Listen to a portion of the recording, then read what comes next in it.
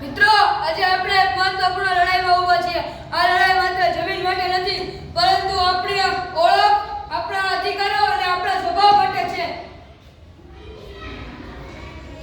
British સત્તા આપતા અંગ્રેજો આપણે આપણા જંગલમાંથી ખદેડી રહ્યા છે. શું આપણે સહન કરી શકીએ?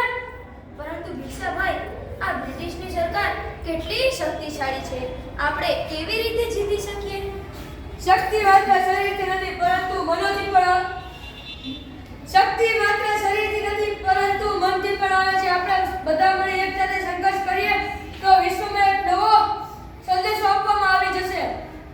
પરંતુ બિરસા, આ સંઘર્ષ કેટલોય લાંબો રહેશે. શું આપણે પૂરા રક્તનો ત્યાગ કરવો પડશે? રક્ત અને પસીના એકાદ દિવસ માટે નથી, પરંતુ આ આપણી આવતી પેઢી માટે છે, જે આ ક્ષેત્રમાં તેમનું બધું જ ઉચકી નાખ્યું છે. તેમના વિચાર પેઢી દર પેઢી આગળ વધતા રહેશે. હા, આપણે દરેકે આ લડાઈમાં ભાગ લેવાનો છે. આપણને વિશ્વને બતાવશે કે હું પણ આ સાથે લડવાનું છું. આ લડાઈ માત્ર જીવન માટે નથી, પરંતુ આપણી માનવતા માટે છે. આ લડાઈ આપણે આપણા અધિકારો માટે